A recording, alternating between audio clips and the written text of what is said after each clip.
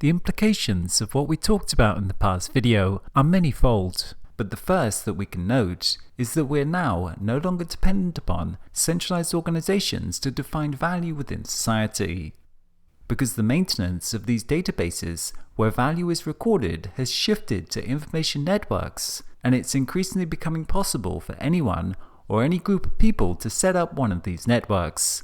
It means that individuals and groups can define what they value, instead of that being defined for them. And of course, who gets to define value within society is of critical importance. Previously, only large centralized institutions got to define objective units of value. The largest of those institutions, the nation-state, got to define widely accepted currencies. But those tokens were always relative to a centralized entity. They only really defined what that centralized entity valued.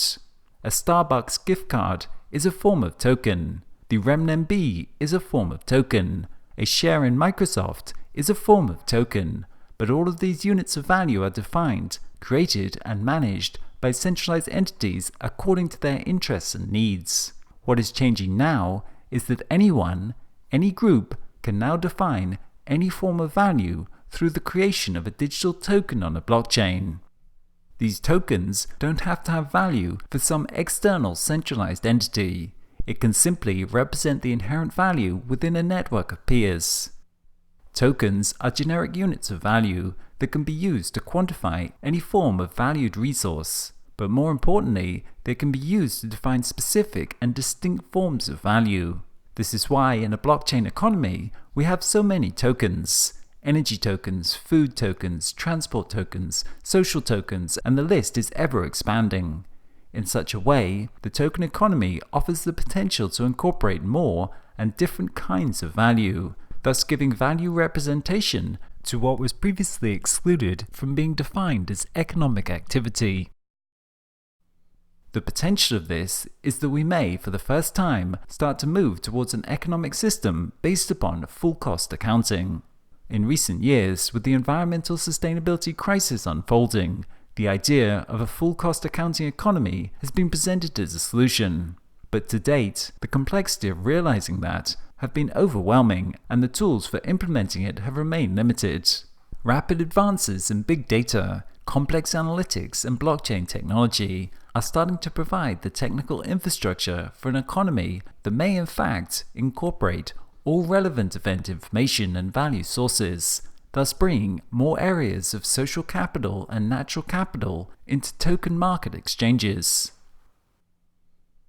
Tokenization is the process of converting some asset into a token unit that is recorded on a blockchain.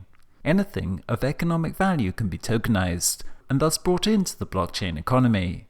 Today, we've started on a long journey of migrating our entire global economy to blockchain networks.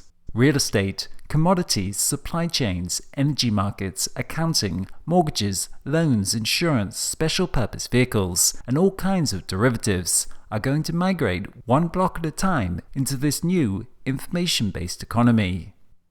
As the venture capitalist Bradley Rotter of ETS has noted, everything that could be tokenized will be tokenized.